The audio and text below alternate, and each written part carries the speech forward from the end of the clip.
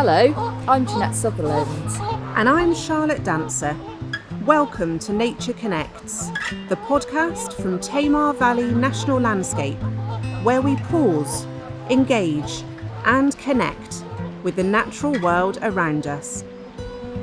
As it's English Tourism Week from the 15th until the 24th of March, it's the perfect opportunity to share with you all that the Tamar Valley has to offer, whether you're planning a day trip or looking to visit and stay for a while.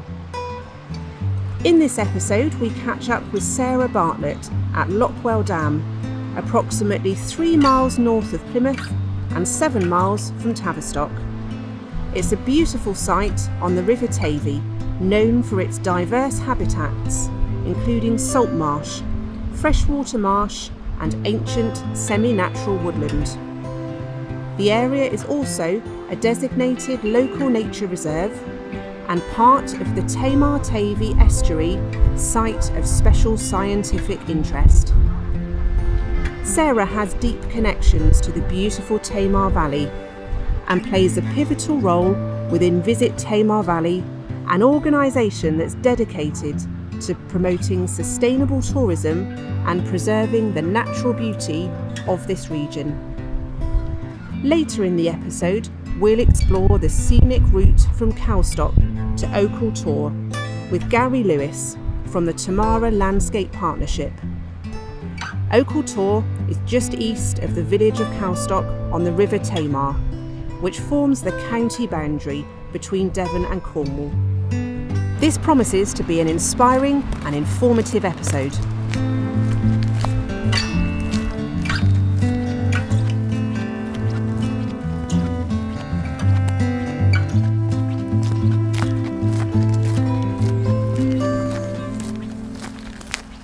So, I'm down at the nature reserve at Marystow on this calm and still Tuesday morning, and I have met with Sarah Bartlett from Visit Tamar. Good morning, Sarah. Good morning, Ginnette. Lovely to meet you.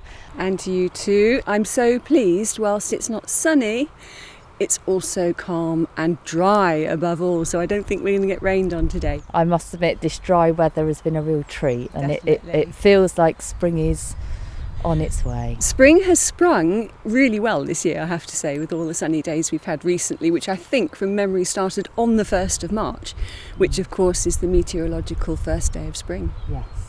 Hurrah!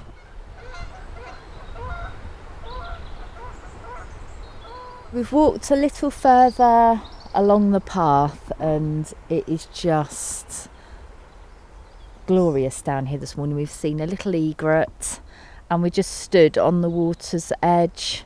We're not sure whether we've got an otter or we've certainly got some underwater fishy activity going on the other side of the river from us.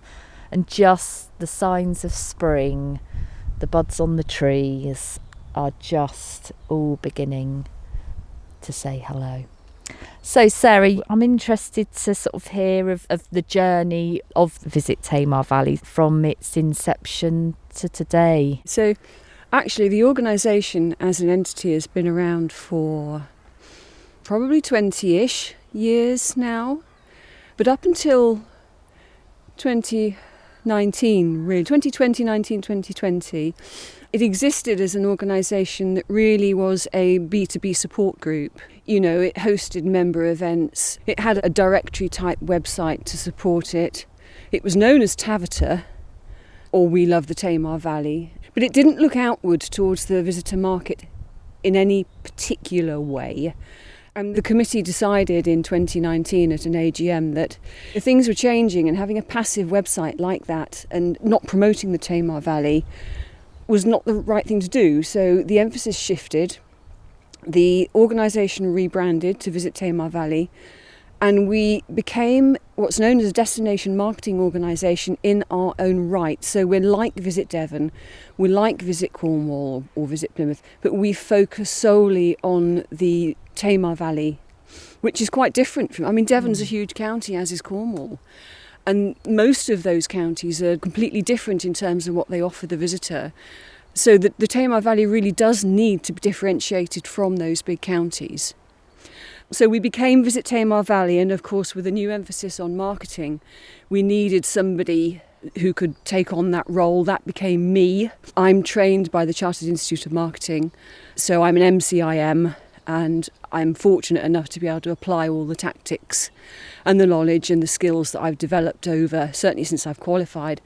And before that as well, I've always been in a marketing type role in one shape or another. Yeah, so we became Visit Tamar Valley.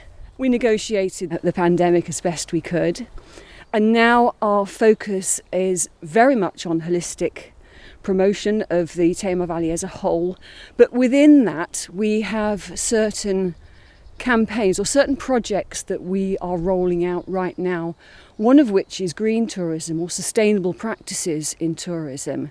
And of course, when it comes to tourism and hospitality, that has two sides. You've got the businesses in question and you've got the visitors that come here. So our green tourism programme, which we launched in autumn last year, seeks to do both. It seeks to help tourism and hospitality businesses become greener without, hopefully without great expense. And there are so many things you can do that are nil cost that will count towards becoming more sustainable. And of course, the other side is we want those businesses to then focus on their visitors and encourage green behaviours. And of course, that fits so well with the whole ethos of the Tamar Valley area and our partnership also with Tamar Valley National Landscapes and their focus on nature and the environment. It's that joined up thinking as well, isn't it? It's the little things that can have a big impact, and when you join those dots together, absolutely, it's that collective approach and collective action. Absolutely, and we're doing a lot of social media communications that focus on, or the subject, should I say, is sustainable tourism, green tourism. We're getting some really good engagement on those posts, and we expected it because we also know that research done by lots of reliable organisations, dependable organisations, has proven that sustainable tourism and green tourism is very on vogue at the moment. Yeah. Which is great for an area like this. Yeah, because I was interested and was going to ask, what are the trends? Do you get a vibe or request from what people are wanting to gain from their visit, be it a day or a longer stay? Yeah, absolutely. And interestingly, going back to what I said about our marketing approach first and foremost, which is not necessarily our business listings, but the Tamar Valley as a whole, we know that the things to do section on our website is consistently the place where people go to learn about the Tamar Valley, find out what's here, what they can do, then they'll go look for somewhere to stay. Right. So in that things to do section, we have activities like what you can do on the water. We've got lots and lots of local walks. We feature heavily the Tamara Coast Way, and actually right now, today, we're walking a section of the Tamara Coast Way, the one that takes you across Lopwell and then onward towards Blackstone Creek. So we know that from our website metrics that people are looking for experiential visits to the Tamar Valley. They don't just want to come and stay a night or two. They want to come to the Tamar Valley to experience what it has to offer at first hand, whether that's on the water, whether it's walking, whether it's sightseeing, whether it's looking for the industrial heritage, of which we've got plenty. So yes, that first and foremost, it's about what people can do once they're here. And then the accommodation and the where we stay follows and builds around that. Yeah, that's right. Brilliant. Fantastic.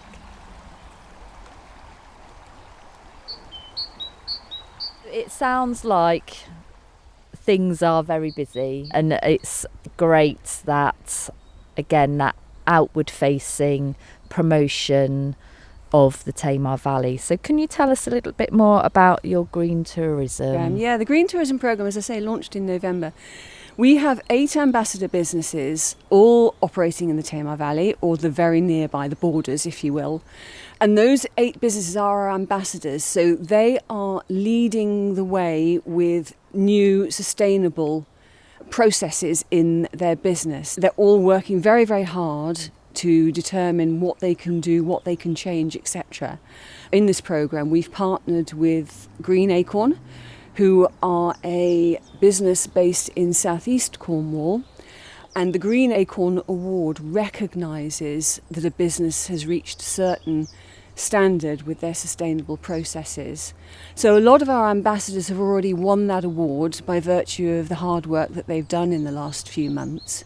And the next step is going to be to share that knowledge, that experience and that insight with businesses right across the Tamar Valley. So my next mission is to formulate a way of making all of that experience and knowledge gained by our 8 ambassador businesses onto a platform that other businesses can then engage with. So if somebody wanted to know about solar installation, they can have a look on our website, find an ambassador business potentially that's gone down that route, and then have a one-to-one conversation with them, or get a bit of help, get a bit of mentoring, a bit of guidance. So are these 8 ambassadors, are they a combination of business type? They absolutely are. So I wanted to get representation from the different types of hospitality and tourism businesses. So for example, we've got 1 hotel, we've got 1 bed and breakfast, we've got 1 attraction, we've got 1 eatery. So I tried to get a cross section of the tourism sector really. So we had a meaningful and true representation across our 8 ambassador businesses. And then ultimately, obviously all of this good work will feed into a Visit Tamar Valley Green Tourism Charter, which will become another award in its own right, that we can give to businesses to demonstrate their green and their sustainable credentials. So, the Green Tourism Charter will be the pinnacle and a lasting legacy too of the Green Tourism Programme, which we're sponsoring over 2 years. So it's exciting stuff, it's important stuff. I'm standing here looking at this fabulous view. There's birds singing in the trees above. Sustainability is vital for this to be preserved for generations to come, and we just can't ignore it and overlook it.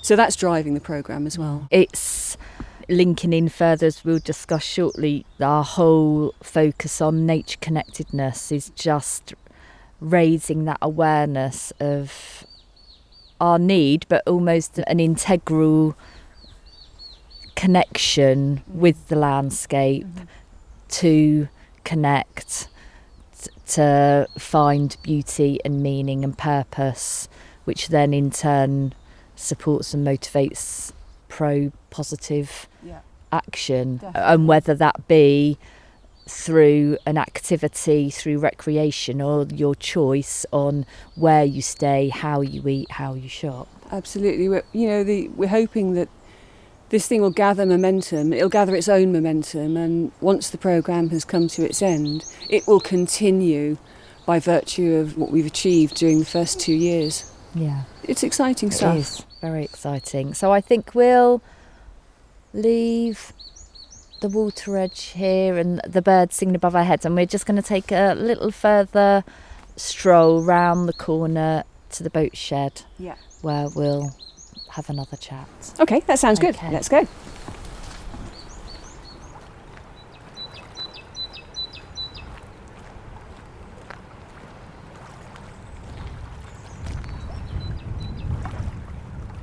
So do you get the opportunity to step beyond the Tamar Valley? We do. Another one of our initiatives, together with the Tamar Valley National Landscape Come Visit Stay a While project, is to look at how we can develop a group travel or travel trade aspect to travel to hospitality and tourism in the Tamar Valley. It's a bit of a strange one because we've got that juxtaposition, I guess, of a site of special scientific interest. We've got the designation of an area of outstanding natural beauty and other categories that mean that the landscape needs to be carefully preserved. And so with that on the one hand, and then wanting to bring groups to the area, so it is quite a delicate balance to strike, and one we're working on doing. But it does mean that we're also up at the British Travel and Tourism Show at the NEC in Birmingham for the second time. We're exhibiting there on the 19th and 20th of March. Again, it's about the tourism and hospitality businesses. They've had a really hard time over the last few years. And if they can get into the group travel market, and don't forget, groups are any size from 2 people upwards to coach loads. So there's lots and lots of scope, I think, for them to develop niche markets. Walking groups, for example, groups that want to come and sample everything that the Tamar Valley produces from a culinary perspective.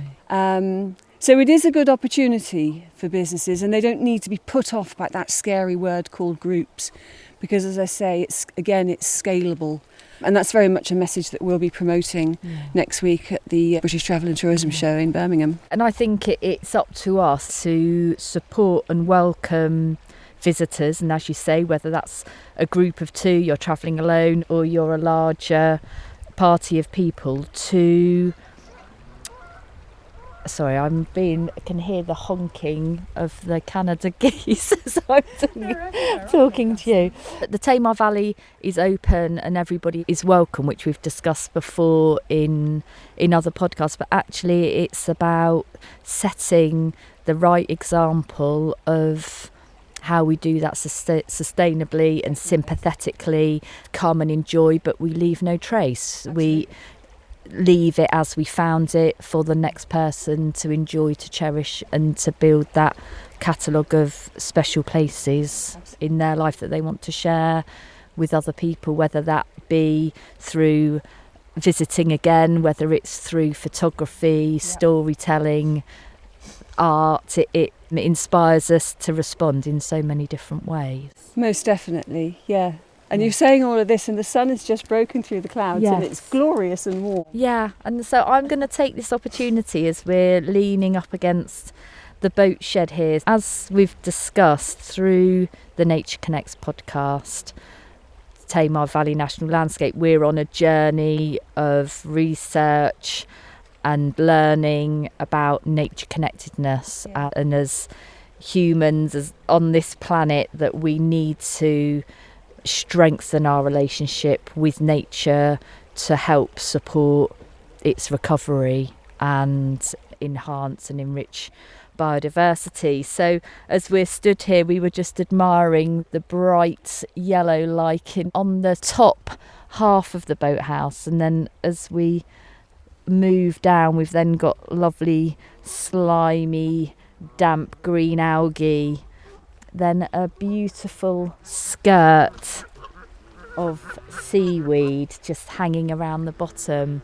So for me, it's taken a moment to enjoy those things, and a sight that I don't necessarily see on a daily basis. So for you, Sarah, can I ask, at this point in time, at this moment, what would be your 3 good things in nature? Well, the first one is what I just said. We've been walking along and it's been overcast but calm, and we're stood by this wonderful wall which is like looking at a tapestry of layers, and the sun came out and it highlighted the detail in all of that lichen and the algae and the skirt of seaweed, and given it a completely different perspective to how it looked before the sun came out. So there's one for you that I've noticed. I'm lucky enough that my office, which is at home, it's a dedicated office, it looks down the Tamar Valley, and I can see I can see to the 2 bridges, the Royal Albert and the traffic bridge, on a clear day.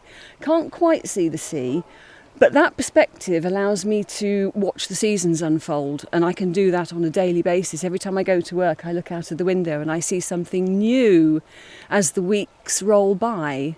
And I make a point of spotting that as well, because it just feels good and it sets me up for the day. A third one, it would just be about going for a walk in nature, and we're spoilt here because we've got so many walks to choose from. But there's been so much really robust research done that proves that when humans have a natural, innate connectedness to nature that you can't deny, I think humanity in some ways is in trouble. And it's in trouble if we don't recognise that we have to nurture and feed that connectedness with nature. The Scots have stolen the march on this, because GPs have been prescribing nature for a long time now. I think England is just about catching up. And then, of course, you've got Shinrin Yoku, which translates to forest bathing. And that basically says that if you walk amongst the trees, you'll reset yourself. It's good for the soul. It's good for your well-being. And so, yes, I think going for a walk, my third one would just be going for a walk and noticing at close hand how things are popping up from the soil and the buds are opening on the trees. It really is meaningful, really is life affirming. And people really need to do more of it before it's too late. Just taking that time. And it doesn't have to be a long walk. It can be 20 minutes, and that's enough. Wonderful. Thank you very much. Thank you.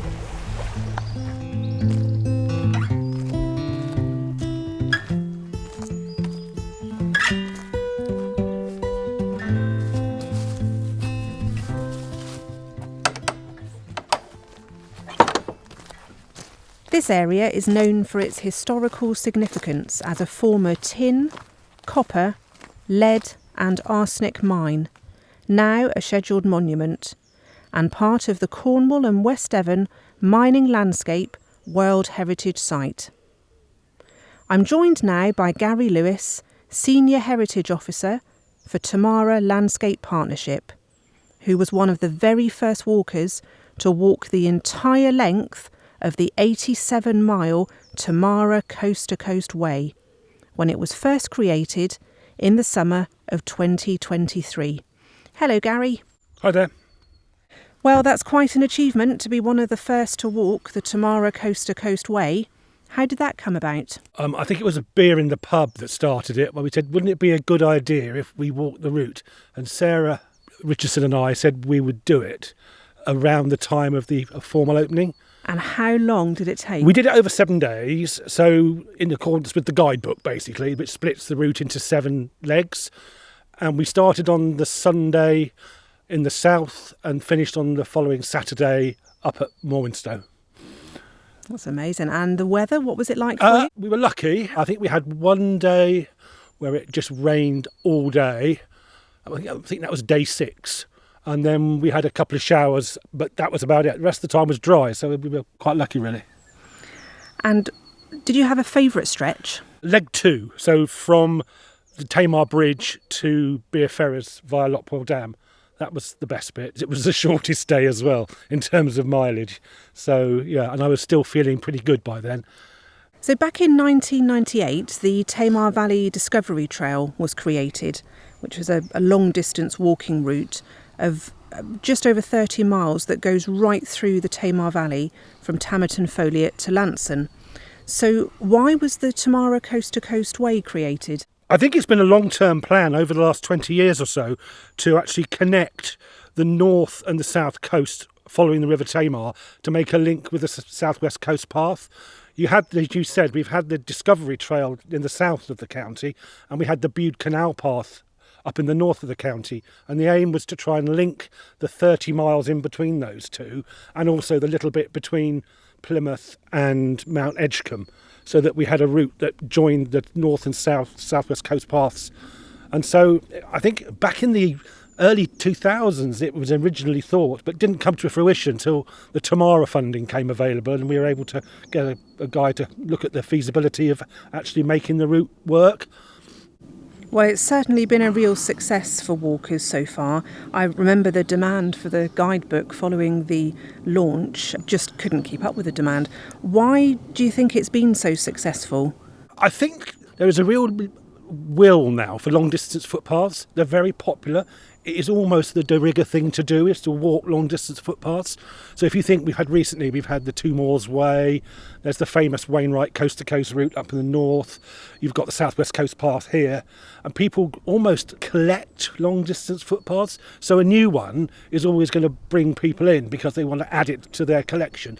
I think also following the Tamar as best we could, that really interested people, and the fact that you could go Devon, Cornwall, Devon, Cornwall, Devon, Cornwall. But equally, there is a route for those who do not want to go into Devon for whatever reason. You can actually go on the Cornish side all the way. So you can actually do a whole circuit of Cornwall now. So for those who don't want to be seen in Devon for whatever reason that might be. And do we know how many walkers we've had so far? No, difficult to say because there's no tally of walkers. All we can say is we've sold over 5,000 guidebooks. So, that's an indication of how many people. We're coming up now to our second summer. This is the first summer where we've got bespoke B&Bs now set up. And we think there might even be one of these companies going to trial this year, taking all your kit and putting your tent up and feeding you a bit like they do on the Coast to Coast Way up in the north. So so all you've got to do is walk the day. When you get to the other end, your tent's put up, your dinner's cooked, but you pay for that, obviously. That'll make a big difference, though. So what advice would you give to people who are considering walking the Coast to Coast Way? You need to be relatively fit. The legs are anything between 11 miles is the shortest day and 18 miles is the longest day. We did it over 7 days without a break. I think that was probably a mistake. I think we could have taken a day off somewhere. We also, Sarah and I, we hired a cottage halfway along the route and we used that as a base. And so we then pre-positioned a car at each end of the day's leg. Now, that's not for everybody, but fitness, enthusiasm, buy the guidebook, download the OS app if you've got the OS app on you, because that is a really, really good guide that keeps you on track, and enjoy it. Read the guidebook before or after you've done that leg, because you'll then see all the stuff. Because the guidebook tells you more about the heritage you're going to see, or the wildlife you're going to see, not just where the route goes. And so you've got to make the effort to make sure that you read the guidebook. I think Sarah and I would read the next day, the evening before, so we knew what to look for. Otherwise, you can just walk head down and just not see anything. And would you say there's a best time of year to walk the route? I would say, any time. Obviously, in the winter, some of the tracks are going to be muddy. In terms of wildlife, you're going to see different sorts of wildlife different times of the year. The winter on the Tamar, especially down on the south of the Tamar, is excellent for wintering birds. In the summer, you've got butterflies. So you do it any time. Great. Now, we may have listeners who would really love to experience some of the places that you've experienced on your walk, but perhaps can't manage such a long walk or just don't have the time. You mentioned earlier about some short walks that people could do. Would you like to say a bit more about that? Yeah, so at the same time as doing the Coast to Coast Way, we commissioned about 20 circular walks, particularly in the southern area around in the Tamar Valley National Landscape, which most leave and end up either back at one of the railway stations on the Gunnis Lake line or have easy access for car parking. And those walks vary from a couple of miles to 5 or 6 miles. And those can be downloaded from the Tamar Valley National Landscape website and the Visit Tamar Valley website, so that people can then download those walks. They're nice. Some of them are flat. Most of them do have some ups and downs, but that's the Tamar Valley for you. Or if you want to do the whole route, the whole of the Coast to Coast Way, you don't have to do it in 7 days. You can do it 7 weekends, or you can even split the routes up into 3 or 4 mile sections and just do it over a year. So there's no... In fact, I think the quickest it's been done is 21 hours. Wow. We met a guy while Sarah and I were walking, who was just about to run the South West Coast Path in its entirety, all 630 odd miles. And he said when he had done that, he was going to have a few days off, and then he was going to run the Coast to Coast Way and do it in under 24 hours. And I think he did. I think he ran it in about 21 hours. And finally, we ask all of our guests to share 3 positive things that you've experienced in nature and how that strengthens your connection with nature and benefits you. Okay, well, I've been a bird watcher all my life.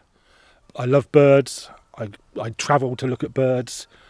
So I love the wintering avocet flock on the Tamar.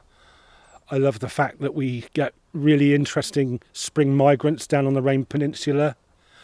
And I've followed the birdwatcher route, which is you move on from birds, particularly in the summer, where birds are breeding, so therefore are not as obviously visible, to other winged insects. So I do butterflies and moths, and my passion at the moment is moths.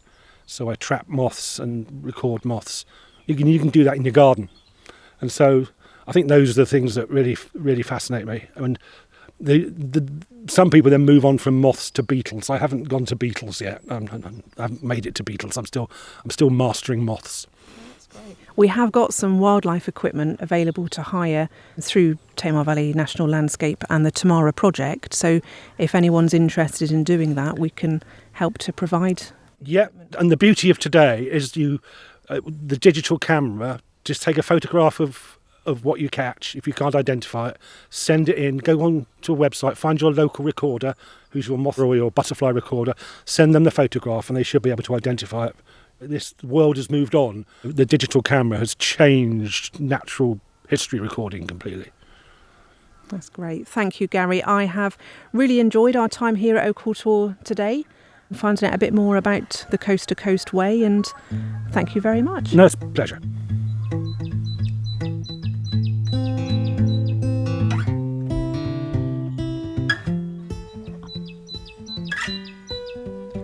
And now it's time to find out a little more about one of our 17 Tamar Valley special species.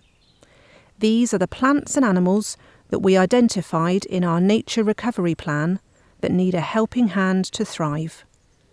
This episode we'll find out from Gary Lewis, Senior Heritage Officer for Tamara Landscape Partnership, why the willow tit is important, where it may be seen, and what we can do to improve its chances of thriving and flourishing in the Tamar Valley. So willow tit is one of the scarcest of the breeding tits in the country. Up until recently, there were no records of willow tit in the Tamar Valley. The nearest population was on the Upper Foy Valley and on the Mid Cornwall Moors. But back in about 2022, there were sightings of what people believed were willow tits around Metherell and Coteal. And we did some research and actually found that they actually were willow tits. So we wondered whether there was a small population that had moved into the Tamar Valley. They like wet woodland, so water's edge, wet woodland. They tend not to come to bird feeders.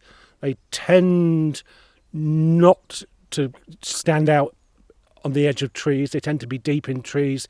They can also be confused with the very similar marsh tit, which is much more common in the Tamar Valley.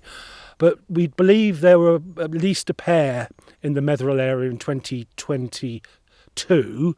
But since then, we've not had any confirmed records of the species in the Tamar Valley, and in particular, the Metherell area where they were originally found.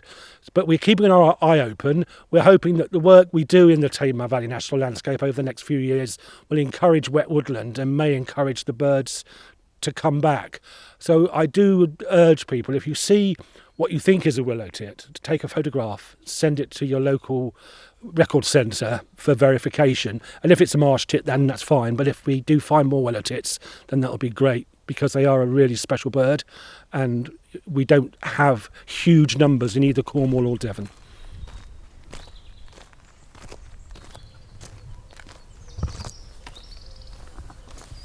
So I'm sat on the bench at Okel Tor in the sun and feel that it is a perfect moment for us to have our regular slot to just take that time to connect with nature. So if you can, stop, engage and connect.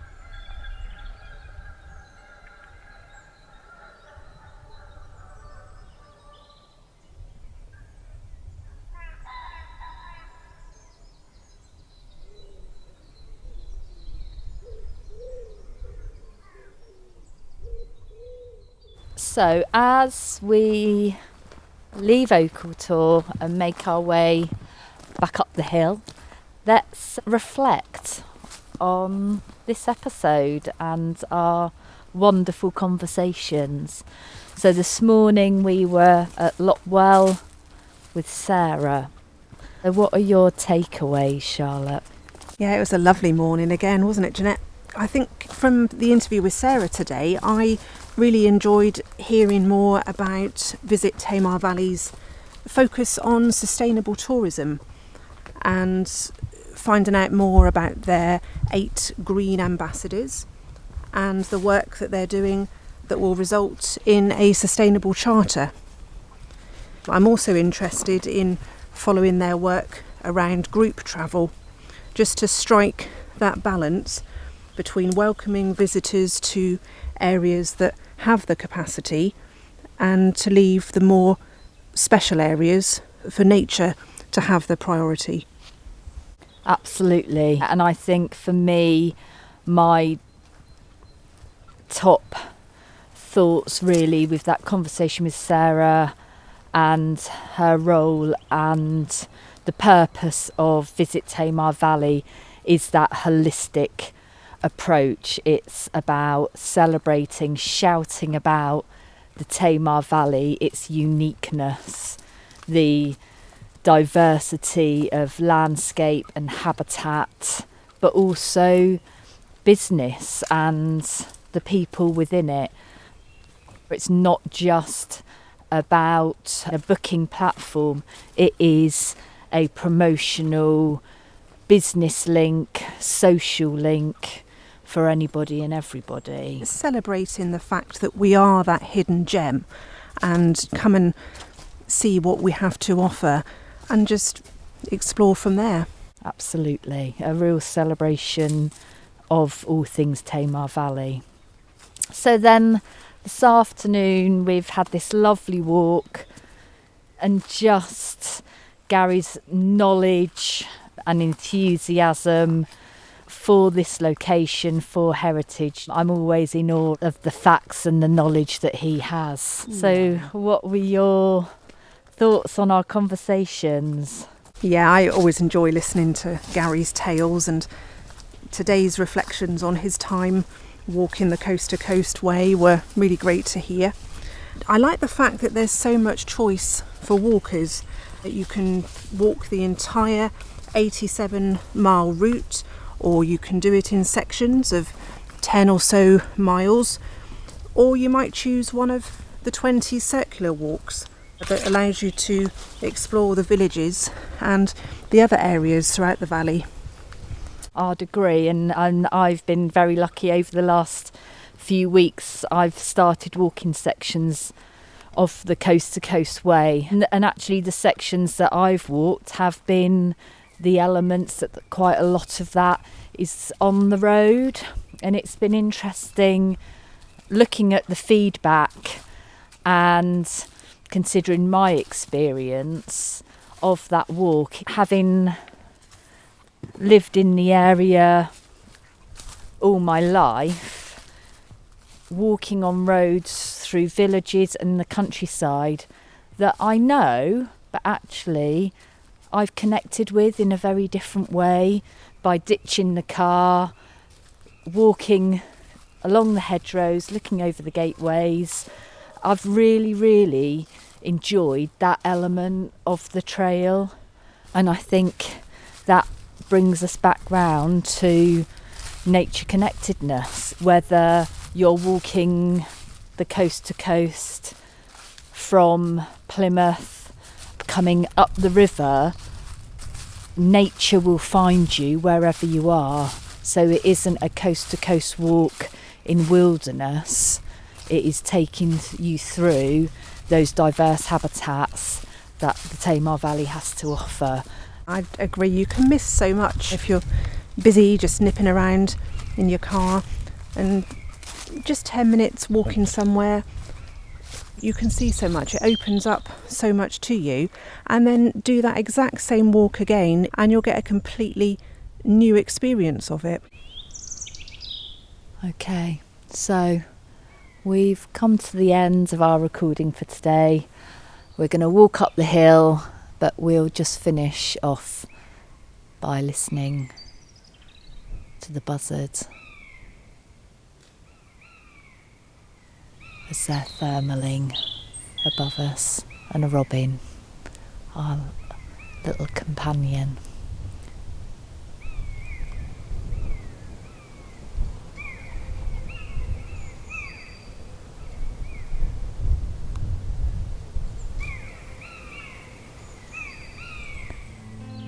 You've been listening to Nature Connects podcast from Tamar Valley National Landscape with Ginnette Sutherland and Charlotte Dancer. Our thanks to Sarah Bartlett and Gary Lewis for such great conversation, and to Photo Now for their technical support. This podcast has been made possible thanks to the National Lottery Heritage Fund supported Tamara Landscape Partnership scheme.